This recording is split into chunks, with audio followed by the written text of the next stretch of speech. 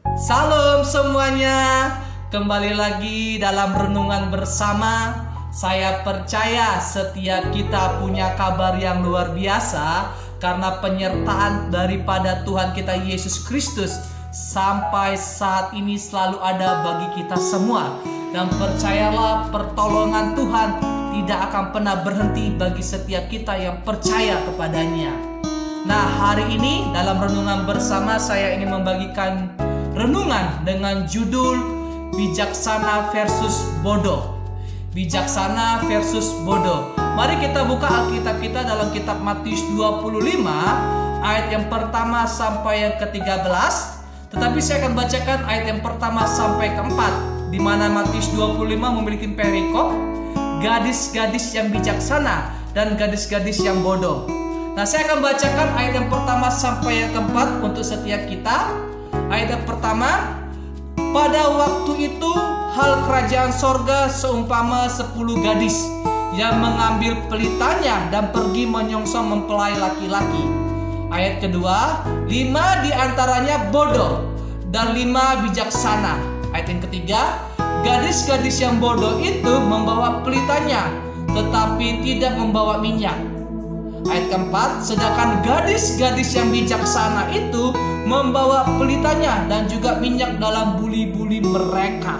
Nah, dari kisah Matius 25 ayat 1 sampai ke-13, kita belajar bahwa kita sebagai anak Tuhan harus seperti wanita yang bijaksana, di mana wanita bijaksana itu mempersiapkan segala sesuatunya. Dia tahu di mana dia mempersiapkan langkah yang terbaik dalam menyambut mempelai laki-laki dalam perjamuan kawin ini. Sedangkan wanita yang bodoh, dia mempersiapkannya tetapi dia tidak membawa cadangan minyak. Nah, makanya hari ini kita akan belajar bersama-sama supaya setiap kita sebagai anak-anak Tuhan menjadi anak-anak yang bijaksana. Bijaksana dalam pengaturan waktu, bijaksana dalam pengaturan keuangan, bijaksana dalam mengatur hati kita, supaya setiap kita sabar dalam kehidupan ini. Nah, kita lihat perbandingan dari wanita bijaksana dan wanita bodoh. Kalau kita perhatikan dalam Matius 25 ayat ketiga dan keempat, di situ memiliki perbedaan di mana wanita bodoh dan wanita bijaksana. Kita lihat di ayat yang ketiga, di mana gadis yang bodoh itu membawa pelita tetapi tidak membawa minyak. Sedangkan gadis yang bijaksana membawa pelitanya dan juga minyak dalam buli-buli mereka. Nah, otomatis terlihat perbedaan dari wanita bijaksana dan wanita bodoh. Wanita bijaksana mempersiapkan minyak-minyak di buli-buli. Sedangkan wanita bodoh, dia membawa pelita tetapi tidak membawa minyak cadangan. Nah, kalau kita lihat dalam Kamus Besar Bahasa Indonesia, kata bodoh memiliki pengertian tidak memiliki pendidikan, tidak memiliki pengetahuan, dan tidak ada pengalaman. Sedangkan kata bijaksana menurut Kamus Besar Bahasa Indonesia memiliki arti memiliki pengalaman, memiliki pendidikan dan pengetahuan, dan pandai dan hati-hati. Nah, dari hal pengertian ini kita bisa melihat bahwa kita sebagai anak Tuhan harus menjadi anak Tuhan yang bijaksana, di mana kita harus memiliki pengetahuan, kita harus memiliki pengalaman, kita harus pandai dan hati-hati melangkah. Nah, otomatis kita akan belajar gini loh. Apa sih ciri-ciri orang bijak menurut Alkitab? Di sini saya ingin membagikan 6 kunci ciri-ciri orang bijak menurut Alkitab. Kunci yang pertama adalah mendengar firman Allah dan melakukannya. Bapak Ibu boleh buka nanti dalam Matius 7 ayat 24 sampai 25, di mana kita harus mendengarkan firman Tuhan dan melakukannya. Jangan sampai kita hanya mendengar firman Tuhan tetapi tidak kita lakukannya. Otomatis Tuhan mau kita menjadi orang yang bijaksana, mendengar firman Tuhan dan melakukannya. Itu yang pertama. Kunci yang kedua, menyikapi keadaan yang akan datang dan memiliki persediaan. Nanti bisa dilihat dalam Amsal 6 ayat 6 sampai ayat ke-8. memiliki keadaan yang akan datang, dan memiliki persediaan. Ini penting.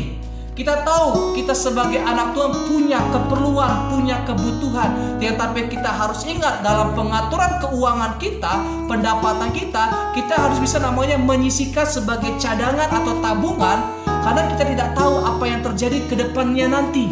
Otomatis kehidupan kita sebagai anak-anak Tuhan harus mempersediakan segala satunya dengan baik.